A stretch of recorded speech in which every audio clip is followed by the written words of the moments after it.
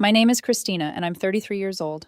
Looking back, I can say with certainty that my life broke into two halves when I was just 13. One half ended the night my mom never came home, and the other half began in the silence that followed. That night is still sharp in my memory. I was sitting at the kitchen table, books spread everywhere, while the smell of tomato soup lingered in the air. Mom had kissed the top of my head before leaving to run a quick errand. I remember the way her earrings caught the light when she turned toward the door. I didn't know it would be the last time I saw her alive.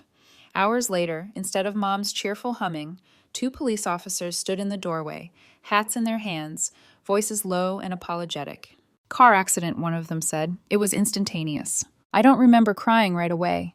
I remember staring at the soup pot still warm on the stove, like Mom might walk in any moment to stir it. The crying came later, when Dad collapsed into a chair, clutching his face like he could tear the grief out with his bare hands. Dad loved my mom more than anything. Everyone knew it.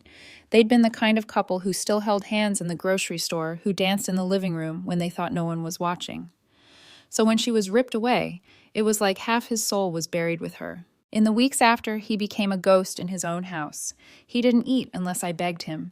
He didn't sleep unless pills forced him to. He sat in his armchair for hours, eyes fixed on nothing, muttering Mom's name like it was a prayer he hoped would bring her back. I was 13, barely old enough to braid my own hair properly, and suddenly I was making grilled cheese sandwiches for both of us, figuring out laundry, calling Grandma to ask what to do when the sink overflowed. Grieving my mother was unbearable, but watching my father unravel was worse. The doctor called it severe depression. Therapy started once a week.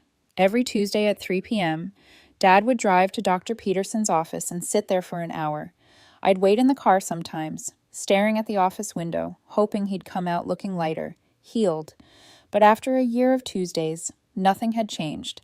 Dad still shuffled through the house like a man underwater. One afternoon, Dr. Peterson suggested something new, a grief support group that met every Thursday evening at the community center. Dad resisted. He hated crowds, hated pity. But I begged him, "Please, Dad, just try, for me." Reluctantly, he went. And for the first time in over a year, he came home different. Not whole, not healed, but there was a spark in his eyes I hadn't seen since Mom's funeral. He talked about the people he met, the stories they shared, and then he mentioned her. Her name was Linda. She was 28, maybe 29. Her fiancé had died tragically just months before their wedding. Dad said she understood him. Understood the emptiness, the way grief hollowed you out. I remember the way he said her name, carefully, like tasting something sweet after months of bitterness. 3 months. That's all it took. 3 months from Dad meeting Linda at that support group to standing at the altar with her. I barely knew the woman, and suddenly she was my stepmother. The wedding was small. Some people from the support group, a few of Dad's colleagues, no one from Mom's side of the family except Grandma. Linda glowed in a white dress that shimmered under the lights. She touched Dad's arm constantly, whispered honey and sweetheart, like she'd been practicing for years. I stood off to the side, in a dress Grandma had bought for me, feeling like I'd been dropped into someone else's dream. Dad smiled more that day than he had in 2 years, but none of those smiles reached me. When we returned home, the house was no longer ours. Linda's perfume clung to the curtains. Boxes of shoes and dresses crowded the hallway. She replaced Mom's cozy kitchen curtains with sleek, expensive blinds. One afternoon, I came home to find Mom's favorite mug missing, the one she drank tea from every night. I asked where it was. "We need to make space for new memories," Linda said with that dazzling smile before turning back to Dad. He nodded. He always nodded. That night, I cried silently into my pillow, not just for my mother, but for the home that no longer felt like mine. A week later, Grandma visited. She walked through the house, her lips pressed thin. When she hugged me goodbye, she whispered, "Keep your eyes open, Kristina. People aren't always who they pretend to be." I didn't understand what she meant at the time. I only knew that the woman who had stepped into my mother's kitchen, my mother's life, was here to stay. And for the first time, a terrible thought lodged itself in my chest. I hadn't just lost my mom. I had lost my dad, too. Linda wasted no time cementing her place in our lives. Within a year of the wedding, she was cradling a newborn in her arms, a baby girl they named Emma. Dad was over the moon. He paced the hospital hallways, grinning like a boy, cradling Emma against his chest as though she was the first miracle ever born. He bought flowers, balloons, stuffed animals. He wept openly when Emma curled her tiny fingers around his thumb. And me? I stood in the corner, clutching a wilted bouquet, trying to force a smile that never came. Emma was beautiful, I won't deny that, but watching Dad beam at her with an intensity he'd never shown me hurt in a way I can't describe. I wasn't jealous of a baby. I was jealous of the father I never truly had.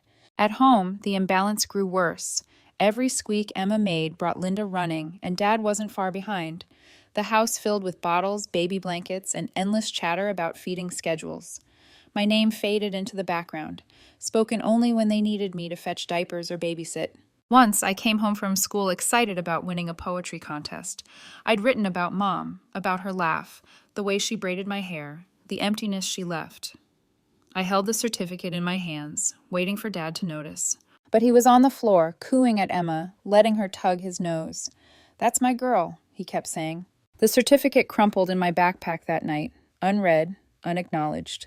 I started spending more time with Grandma. She was my refuge, the one person who still saw me. She'd make hot cocoa, listen to my stories, and gently steer the conversation when I tried to complain about Linda. "Don't waste your breath on anger," she'd say. "Just keep living your life, Kristina. That's the best way to survive." So I did. High school blurred by. Dad attended Emma's ballet recitals, but missed most of my choir performances. He worked overtime to buy Linda new jewelry, but argued with me about the cost of my textbooks. By the time I graduated, I was desperate to leave. I got into a decent college 3 hours away. Dad agreed to pay tuition, but that was where his contribution ended. Books, food, rent, I'd have to cover those myself. So I got a job at Murphy's Cafe near campus. I wore a green apron, carried trays of coffee and sandwiches, and scraped tips into a jar just to make ends meet. It wasn't glamorous, but it gave me independence. Every latte I served, every burnt hand on a too-hot cup reminded me that I was surviving without Dad's attention, or Linda's approval. And yet, loneliness stalked me. I watched other students get care packages from home. Cookies, sweaters, handwritten notes. My mailbox stayed empty. Once, in a moment of weakness, I called Dad. It was near midnight, and I was crying quietly in my dorm room. "Dad," I whispered, "do you think maybe you could visit sometime, just to see where I live?" There was a long pause. Then Linda's voice in the background, sharp, asking who was on the phone. "I'll call you back, Kristina," Dad said, and hung up. He never did. I told myself I didn't need them. But the truth was, every time Emma's birthday photos popped up online, her grinning beside a mountain of gifts, I felt invisible. Years passed. I graduated, landed a job at a marketing firm, and rented a small apartment downtown. I paid my bills, managed my own life, learned how to cook without burning everything. Dad occasionally sent money if I really needed help, but our conversations were brief and stilted. Linda rarely spoke to me directly. When she did, it was through text dripping with fake sweetness. "Hope you're doing well, sweetheart. Emma just got first chair in violin. So proud of her." Always Emma. Always perfect Emma. By then, Emma was a teenager. I hardly thought about her, except when Linda shoved her achievements into my face. To me, she was just the daughter Dad chose instead of me. And then everything changed when Grandma died. It happened suddenly, heart attack in the middle of the night. I got the call from the hospital, and for a moment, my world tilted. Grandma was my anchor. Losing her felt like losing the last person who truly saw me. At the funeral, the air was thick with tension. I sat with Dad, Linda, and Emma in the front row, but we might as well have been strangers. Dad kept dabbing his eyes, though I wasn't sure if the tears were for his mother or for the way Linda squeezed his hand possessively. Emma, now 17, sat stiffly beside her, her resemblance to Linda startling. When the service ended, I thought I'd simply drive home and collapse into bed, but Grandma had one last surprise for me. "Kristina," her lawyer said, pulling me aside, "your grandmother left instructions for a private meeting with you." I followed him into a quiet office, the sounds of mourners fading behind me. He handed me a folder, his expression unreadable. Inside was the will. My name appeared again and again. The house, the savings, the investments, everything. Every last cent was mine. Not a single penny went to Dad. I stared at the papers, my hands trembling. "Are you sure?" I asked, my voice barely above a whisper. "Very sure," the lawyer replied. She updated this 2 years ago. Her instructions were explicit. I felt the room tilt again, but this time not from grief, from shock, from the knowledge that my grandmother had trusted me with everything she owned. And somewhere deep in my chest, a spark of something new flared. Not joy exactly, not relief, something darker, sharper. Vindication. But as I closed the folder, I caught sight of Dad and Linda through the window of the office. Their faces were twisted in confusion, suspicion. For the first time in years, they were looking at me. Not Emma, not each other. Me. And I knew, with a cold certainty, that the war over Grandma's inheritance had only just begun. The days after the funeral felt like walking through a fog. I drifted between phone calls with the lawyer, signing papers, and cleaning out drawers full of Grandma's things. The house smelled faintly of lavender and wood polish, and every corner whispered her presence. But the biggest change wasn't inside the house. It was in the way Dad and Linda looked at me now. At the funeral, Dad hadn't said a word when the lawyer announced Grandma's decision. His lips pressed into a thin line, his hands clenched on the church pew. But Linda's reaction, I'll never forget the way her jaw tightened, like someone had just slapped her. That night, I overheard her voice when I stopped by to pick up some of my things from Dad's house. She was hissing in the kitchen, unaware I stood just beyond the doorway. How could she cut you out like that? She spat. Everything should have been yours. She always favored Kristina, Dad muttered, but there was no conviction in his tone. No, Linda snapped. She knew. She knew the money should have gone to you, and she deliberately handed it all to Kristina instead. Her bitterness crackled through the air. I stepped back into the shadows, my heart pounding. That night, I realized Grandma hadn't just left me her assets. She had left me a target. The will was airtight. The lawyer explained that Grandma had updated it with clear instructions 2 years earlier, leaving no legal room for dispute. Still, when I signed the final papers, I half expected Linda to burst into the office screaming objections. But she didn't. She simply watched me with those cool, glittering eyes, her nails tapping against the arm of her chair. And so suddenly, I owned everything. The Victorian house became mine. A beautiful 2-story with stained glass windows, a sweeping staircase, and the kind of creaky floorboards that made the house feel alive. Grandma had lived there for 40 years. Every photo on the wall, every piece of furniture carried echoes of her love. Moving in felt strange, like stepping into her shoes. At first, I hesitated to change anything, as if moving a single chair would erase her memory. But slowly, I began to put my own mark on the place. I painted the kitchen walls a warm yellow. I planted herbs in the garden she once tended. I replaced broken tiles in the bathroom. It was healing. For the first time in years, I felt anchored, independent, seen. I still worked at the marketing firm, but I had options now. I could afford to say no to projects that drained me, to invest in myself instead of scraping by. For 6 months, life felt steady, almost happy, until the phone rang. Kristina? It was Dad. His voice was strained, unfamiliar after so long. Hi, Dad, I said cautiously. Is everything all right? Yes, everything's fine. A pause. Linda and I were wondering if you'd like to come over for dinner this weekend. A family dinner. It's been too long. The words felt rehearsed, as if he were reading lines off a script. Something in his tone made my stomach clench. Still, I agreed. Part of me hoped maybe losing his mother had softened him, reminded him of what family meant. Saturday arrived. I pulled into the driveway of my childhood home, the house where Mom's laughter once echoed. But it didn't feel like home anymore. Linda opened the door with a smile stretched too wide. Kristina, sweetheart, so good to see you. The sweetness was brittle, her eyes sharp and measuring. Emma appeared behind her, 17 now. She looked so much like Linda that it startled me. Same delicate cheekbones, same calculating eyes, though softer, less hardened. Hi, she murmured politely, tucking her hair behind her ear. Inside, the table was already set, candles flickering, plates gleaming. Dad sat stiffly at the head, his hair grayer, his shoulders hunched. For a moment, guilt twisted in me. He looked older than I remembered. Fragile. But then dinner began and the performance started. How's the house? Linda asked sweetly. Work going well? Dad added. Emma smiled politely when I mentioned my firm, but her gaze kept darting between her parents and me. The conversation was too nice, too careful. My chest tightened with dread. I knew they were building up to something. Finally, after dessert, Dad cleared his throat.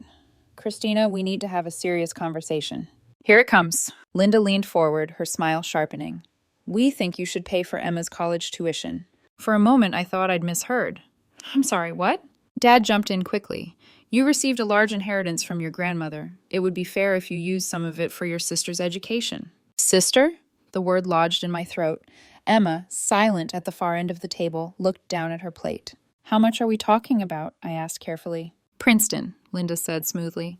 300,000, give or take. I choked on my coffee. 300,000? Are you insane? That's not my responsibility. Emma can choose a cheaper school. Dad's face flushed red. You should help your sister. Her future depends on you. That was when Linda's mask cracked. Her voice rose, sharp and venomous. You're being selfish. That inheritance should have gone to your father, not you. The least you can do is share it with your family. I pushed back my chair, my pulse roaring in my ears. No. Silence fell, broken only by the clatter of my fork hitting the plate. I turned and walked to the door, their voices chasing me down the hallway. Ungrateful, Linda shouted. Kristina, wait, Dad called. But I didn't stop, I didn't look back. My hands trembled on the steering wheel all the way home. That night, staring at the ceiling in Grandma's house, the truth sank in. The dinner wasn't about family. It wasn't about reconnecting. It was about money. It was always about money. And deep down, I knew this was only the beginning. After that disastrous dinner, silence stretched between us. A whole month passed, with no calls, no texts, nothing. At first, I felt relieved. No more accusations, no more manipulative smiles. But then, in the quiet, something uglier stirred, hurt. The realization that my father only reached out when he wanted money gnawed at me. I tried to push it aside. I buried myself in work, in repainting Grandma's hallway, in planting herbs by the kitchen window. But every night when I lay in bed, memories replayed, Linda's voice rising like venom, Dad's flushed face, Emma's silence. When my birthday approached, I decided I wouldn't let them dictate my life anymore. I planned a small party at Grandma's house, friends from work, a few neighbors, some people who had become my makeshift family. For a while, I thought about leaving Dad and his new family off the guest list entirely. But then a dangerous thought crept in. What if I invited them? Maybe, surrounded by witnesses, they'd behave. Maybe the tension would ease. Or maybe, deep down, I wanted to force them to see me not as an ATM, but as someone who could stand on her own. So I picked up the phone. Dad, I said when he answered. A pause, then a cautious, Kristina, how are you? I'm having a birthday party next week. You, Linda, and Emma are invited. Surprise flickered in his voice. Oh, yes, of course. We'll be there. The night of the party, laughter and music filled the house. My friends gathered in the living room, glasses clinking, voices overlapping. For once, the rooms didn't feel heavy with grief. They felt alive again. At 8 o'clock sharp, the doorbell rang. Dad, Linda, and Emma stood on the porch. They carried a massive box wrapped in gold paper. Linda's smile was dazzling, but her eyes remained cool. Happy birthday, Kristina, she said sweetly, pressing a kiss against my cheek that felt like ice. I ushered them in. Emma mumbled a polite hello, looking uneasy in her pale blue dress. For the first hour, everything was civil. We drank wine, shared stories, laughed at one of my co-workers' jokes. I almost convinced myself I'd been wrong, that maybe tonight could truly be about family. Then came the gifts. Books, plants, bottles of wine. Thoughtful, modest tokens from my friends. And then Linda stepped forward with the enormous gold-wrapped box. She positioned herself in the center of the room, ensuring every eye was on me. This one's from all of us, she announced loudly, her tone triumphant. I peeled back the wrapping, lifted the lid, and froze. Inside was a thick stack of papers, stamped with legal seals. What is this? I asked, my voice flat. Dad cleared his throat. Kristina, these are documents to establish a family trust. We want you to transfer your inheritance into it. That way, it benefits the whole family. The room went silent. My friends exchanged confused glances. I don't understand, I said, and I'm not signing anything right now. We can discuss this later. Tonight is supposed to be a celebration. Linda's smile widened, but her jaw twitched. Of course, darling. No rush. The mood never recovered. My friends stayed polite, but the air felt brittle. Eventually, one by one, they left until it was just me and my so-called family in the living room. Linda smoothed her dress and leaned back in Grandma's chair, her chair. So, Kristina, what have you decided about the agreement? I stared at her. I haven't decided anything. I need time. Dad raised his hands as though soothing a skittish animal. We're not rushing you. It's a standard arrangement. Many families have trust funds. Nothing terrible will happen to your property.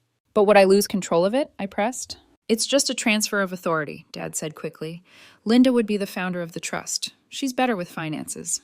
There it was, the mask slipping. Linda's voice turned honeyed. It really is the fairest decision, but Kristina... Her eyes narrowed, her smile sharpened. If you refuse, we'll have no choice but to contest the will. Sue you. You'll waste years fighting in court. Her words sliced through me. My chest tightened, but I forced my expression to stay neutral. I'll think about it. Don't take too long, she warned, her tone like velvet stretched over steel. After they left, I sat alone on the couch, staring at the papers. My hands trembled. Rage burned under my skin, but so did fear. They were cornering me. And then, like a whisper, Grandma's voice returned. If you ever have problems with your father about the inheritance, look in the old closet, the colorful box. I bolted upright. The closet. Heart pounding, I went to the living room, pushed aside stacks of magazines and photo albums, and there it was, a large box wrapped in faded floral paper. My fingers shook as I pulled it out. Inside lay a receipt for private investigator services. Beneath it, a white envelope with my name in Grandma's familiar handwriting. My dear Kristina, it began. I loved your mother dearly, but your father's second wife is a liar and a fraud. I hired a detective to prove it. Inside this box, you will find the evidence. My throat went dry. The next envelope spilled open with photographs. Linda in a hotel parking lot, kissing a man I didn't recognize. Linda holding hands with him at a cafe. Linda slipping into his car at night. And then, the shock that nearly buckled my knees. A DNA analysis report. I read it once, twice, a third time. Emma was not my father's daughter. Tears blurred the page. I pressed a hand to my mouth, the weight of truth crashing down. Grandma had known. She had left me the evidence, knowing this day would come. Linda wasn't just manipulative, she was calculated, predatory. And now I had proof. I gathered the photos, the DNA report, the flash drive labeled video evidence. My pulse hammered, but underneath the fear, another emotion swelled. Resolve. If Linda wanted a war, I'd give her one. But it would be on my terms, at my time, in front of everyone. For the first time since Mom's death, I felt powerful. The floral box sat open on my coffee table for days, its contents staring back at me like live wires. Every time I passed by, the photos seemed to whisper accusations. Linda, smiling in someone else's arms. Linda, her lips pressed against a stranger's in dim hotel light. Linda, living two lives at once. But it was the DNA report that haunted me most. Emma, the girl I'd spent years resenting for stealing my father's love, wasn't his child at all. She was innocent, just another pawn in Linda's long game. I couldn't tell Dad right away. He was too fragile, too entangled in Linda's web. If I went to him privately, he might deny it, turn on me, protect her. No, the truth needed to be revealed where denial was impossible, where witnesses could see for themselves. The perfect opportunity came sooner than I expected. Kristina. Dad's voice trembled over the phone one evening. Linda's birthday is next week. We'd love it if you joined us. It would mean a lot to her. To her, not to him. Still, my pulse quickened. This was it. I forced my voice calm. Of course, I'll be there. And I'll bring the papers you asked about. A pause of relief on his end. Good. That's good. When I hung up, my hands shook. But not from fear, from anticipation. I needed backup. Someone who could keep the situation from spiraling into chaos. Or at least, into something I couldn't control. So I called Jake. We'd known each other since college. He was a lawyer now, sharp and level-headed, and I trusted him more than anyone. I need your help, I said, after explaining the trust fund, the threats, the inheritance. I left out the evidence, for now. What they're doing is coercion, Jake said without hesitation. Trying to pressure you into giving up assets under threat of legal action, that's fraud. I swallowed hard. Would you come with me to the party? There was a pause. You're serious? Dead serious. He exhaled slowly. Then I'll be there. The night of Linda's birthday, I dressed carefully. A simple navy dress, understated jewelry, nothing flashy, nothing that could be twisted into arrogance. I wanted to look steady, grounded, someone impossible to discredit. Jake arrived in a charcoal suit, looking every bit the professional. Ready? He asked, his voice steady. As I'll ever be. When we pulled up to Dad's house, music floated through the open windows. Laughter, clinking glasses, the hum of guests enjoying themselves. Linda knew how to throw a party. She answered the door herself, draped in a sleek black gown, diamonds glittering at her ears. Her eyes widened when she saw Jake beside me. "Well," she purred, "and who is this handsome man?" "This is my friend Jake," I said evenly. "I hope it's all right that I brought him." "Of course." Her smile sharpened. "Any friend of Kristina's is welcome." Inside, the house buzzed with people. Neighbors, women from her book club, Dad's co-workers. I recognized almost none of them. Linda thrived on entourages, people who saw her as glamorous, generous, untouchable. Dad spotted me and hurried over. "Kristina." His eyes flicked to Jake, wary. "Glad you came." I nodded, forcing warmth into my smile. "Happy birthday, Linda." She kissed my cheek, her perfume cloying. "So sweet of you to come, dear. Tonight is very special." If only she knew. For an hour, I played along. I sipped wine, made polite conversation, watched Linda flutter from guest to guest like a queen holding court. Jake mingled easily, his lawyer's charm putting everyone at ease. Several people asked if we were dating. We exchanged polite smiles without answering. When dinner ended and cake was served, Linda stood in the center of the living room, tapping her glass with a fork. "Everyone," she announced, her voice bright, "I have an exciting announcement to make." She gestured toward me. "My wonderful stepdaughter Kristina has decided to create a family trust fund, investing all of her grandmother's inheritance for the good of us all." Applause rippled through the room. Congratulations, cheers, smiles directed at me. I stood slowly, my heart pounding. "Actually," I said, my voice carrying over the crowd, "that's not exactly what I came here to talk about." The room quieted. Linda's smile faltered, just slightly. "You see," I continued, reaching into my purse, "I've recently discovered some truths about my family." I held up a photograph. Linda, locked in a kiss with her lover outside a hotel. Gasps echoed.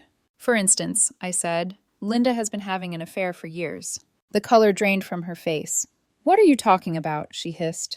I pulled out the DNA report. "And Emma?" My throat tightened, but I forced the words out.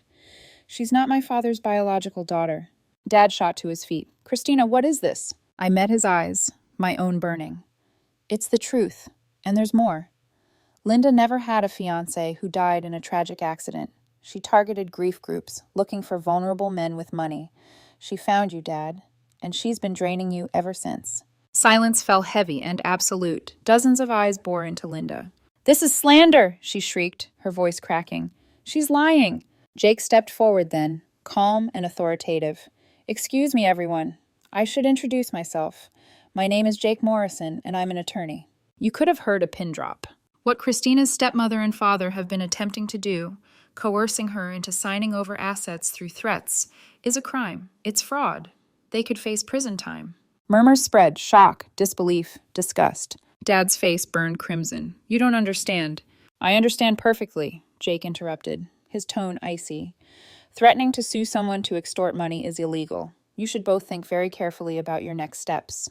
Linda's mask shattered. She screamed, her voice raw. "This is all lies. She's twisting everything." But no one moved to defend her. Guests exchanged horrified looks, some gathering their coats. I handed the evidence to Jake, lifted my chin, and turned toward the door. "Kristina, wait," Dad called, but his voice sounded small. I didn't stop. I walked out into the cool night air, my heart hammering, my body trembling with adrenaline. Jake followed close behind. Behind us, Linda's birthday party dissolved into chaos. For the first time in years, I felt like I had the upper hand. But I knew this wasn't over. Not yet. The days after Linda's birthday party were a blur of ringing phones, buzzing messages, and whispers that traveled faster than wildfire. Neighbors called to check in, their voices dripping with curiosity. Old acquaintances reached out, pretending to offer support, but clearly hungry for gossip. But the one voice I waited for never came. My father's. Instead, it was Jake, who called me 2 days later. "Kristina," he said, his tone measured, "your father requested an independent DNA test. The results just came back." My heart thudded. "And?" He exhaled softly. "Emma is definitely not his biological daughter." I sank onto the couch, clutching the phone. Relief, sorrow, vindication, they all collided until I couldn't tell where one ended and the other began. "How did he take it?" I asked finally. "Not well," Jake admitted. "From what I've heard, he told Emma he couldn't accept the situation and didn't want a relationship with her anymore." A lump rose in my throat. "She didn't know any of this. She's just a kid." "I know," he said gently, "but sometimes adults misplace their pain." A week later, I heard the rest of the news. Dad had filed for divorce. Linda fought tooth and nail for his assets, demanding the house, money, anything she could grasp. But the judge was merciless. Since she had never contributed financially, had been unfaithful for years, and because the house had been Dad's before their marriage, she was entitled to nothing. When the verdict came, Linda's shriek reportedly echoed through the courthouse halls. Her lover had already vanished, abandoning her the moment the walls closed in. She was left with nothing. The image of her, once regal in diamonds and gowns, now stripped bare, might have satisfied me if not for Emma. Emma, who had no part in this, who had just lost the only family she thought she had. It was a Tuesday evening when my phone rang with an unfamiliar number. Hello? A hesitant voice. Kristina, it's Emma. I froze. Emma, hi, are you okay? I don't know. Her voice cracked, small and tired. I needed to tell you something. I gripped the phone tighter. Go ahead. I didn't know anything about the trust fund, about the money. I never asked Mom to do any of that. My chest ached. I believe you. There was silence, then a shaky breath. And I never wanted Princeton. That was all her. She kept pushing me to apply to expensive schools, saying we could afford it now because of you. But I got a full scholarship to the state college. I want to study education. I want to be a teacher. Emotion swelled in my throat. That's wonderful, Emma. I'm proud of you. Her voice softened. Kristina, I know our relationship will never be what it could have been if we'd grown up as real sisters, but maybe we could be friends? Tears blurred my vision. I'd like that too. There was another pause, fragile but hopeful. Are you angry at me for not being Dad's daughter? The question pierced me. I swallowed hard. No, Emma. None of this is your fault. You're as much a victim of your mother's lies as I was. Her breath hitched. Thank you. That means more than you know. We spoke for an hour about her classes, her part-time job at a bookstore, her dreams of teaching.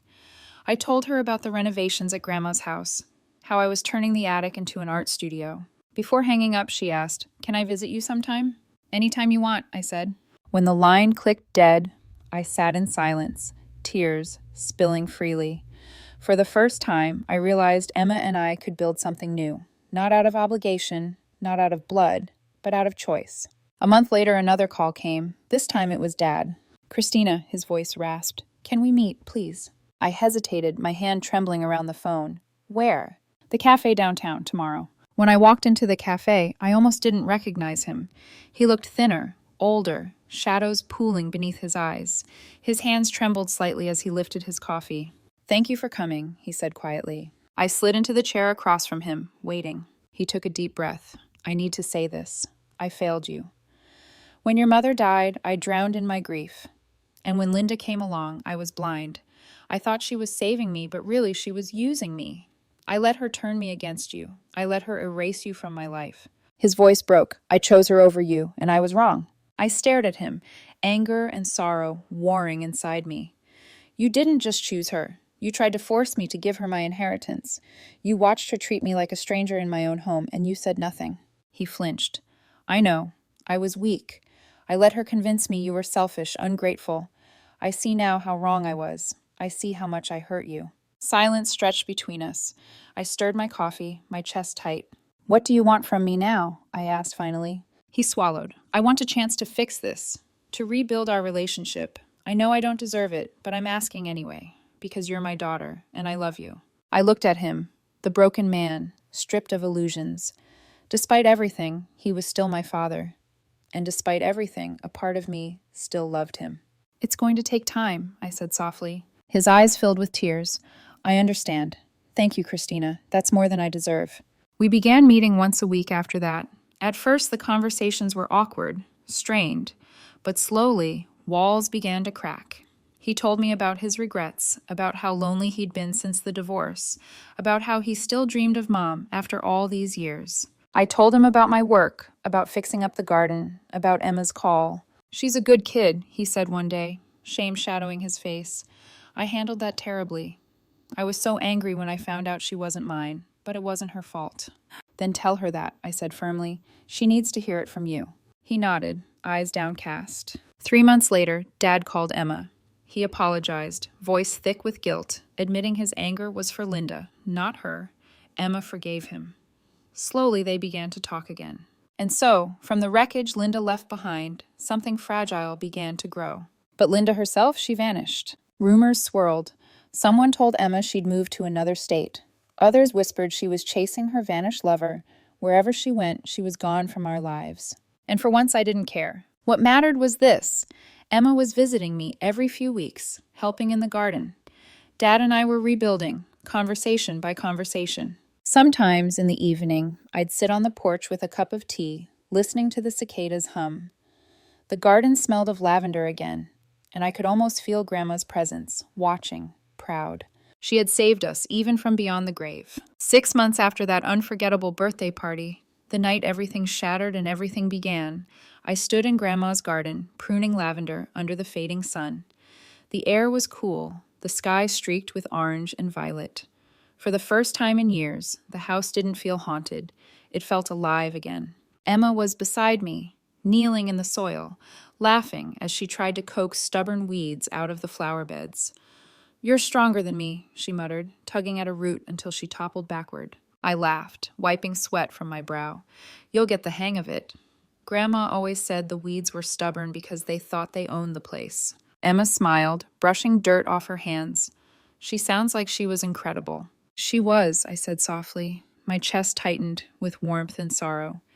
"And she'd be proud of you." Emma's cheeks flushed. "You think so?" "I know so." Our relationship was still delicate, like glass repaired with gold seams. But it was real. She called me when she aced an exam, texted me photos of her bookstore job, stopped by on weekends to help with the house. She wasn't my sister in the way we'd once been told, but she was family, the kind we chose, not the kind forced upon us. One evening over dinner, Emma admitted something that made my heart ache. "Sometimes I wonder who my real father is.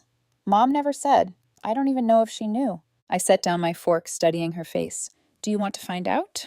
She hesitated. "Maybe one day. Right now, I just want to focus on school, on becoming my own person, not defined by her choices."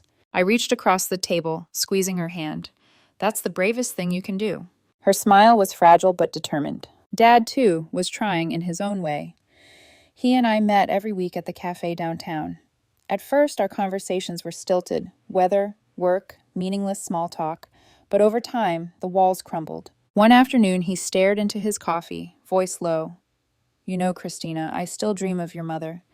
I wake up reaching for her, and the bed is cold." My throat tightened. "I miss her too." He looked at me then, eyes raw. "When she died, I should have been there for you, but I wasn't. And then Linda. I let her convince me you were selfish, that you didn't care about us. I let myself believe lies because it was easier than facing the truth, that I'd abandoned you." I didn't speak right away. The hurt was too deep, the years too long. But finally I whispered, "You can't undo the past, but you can decide what kind of father you want to be now." Tears glistened in his eyes. "Then that's what I'll do, if you'll let me." It wasn't forgiveness, not yet, but it was a beginning. Emma and Dad slowly reconnected too. Their first phone call lasted an hour, their second even longer. When she visited me, she sometimes stopped by to see him. He apologized for the cruel way he'd rejected her after the DNA results, telling her his anger had been for Linda, not for her. Emma forgave him more easily than I expected, maybe because she hadn't spent decades under his neglect like I had, or maybe because she too needed to believe family could be salvaged. One Sunday, the three of us even shared a meal together. It was awkward, careful, like handling fragile glass, but it was something I'd thought I'd never see again. Us, sitting at the same table without venom or lies. Linda, meanwhile, disappeared like smoke. Rumors drifted back occasionally. She'd been spotted in another state, seen with a new man, or chasing after her vanished lover. But none of it mattered. She was gone from our lives, leaving behind only wreckage. Sometimes I wondered if she ever thought of us, of Dad, of Emma, of me. If she felt even a flicker of regret. But then I remembered her cold smile, the way she leaned back in Grandma's chair threatening to sue me, and I knew the truth. Regret wasn't in her nature. Survival was. And maybe that was the final lesson she left us. Not all people are meant to be redeemed. Months later, Dad suggested something unexpected. "Kristina," he said one afternoon, "I'd like to visit the town where your grandmother grew up. She used to tell me stories about it, but I've never been." I thought of Grandma's tales, her childhood home, the river where she played, The church bells, she said, could be heard for miles. Let's go, I said, together. For the first time in decades, Dad smiled at me the way he used to. Soft, genuine, unburdened. That night, sitting alone in the garden, I let the memories wash over me. Mom's laughter, Grandma's wisdom, the years of loneliness, the betrayals, the revelations, and now the fragile threads of healing. Life wasn't perfect. The scars would always remain. But from broken pieces, something new was forming. Messy, tentative, but real. Emma's laughter floated from the kitchen window as she washed dishes inside. The smell of lavender and rosemary drifted on the breeze. I closed my eyes, imagining Grandma sitting beside me, her weathered hands folded in her lap, her knowing eyes watching. You saved us, I whispered into the night. Even after you were gone, you saved us. The wind rustled the lavender, carrying the words into the dark. And for the first time in a long time, I felt at peace.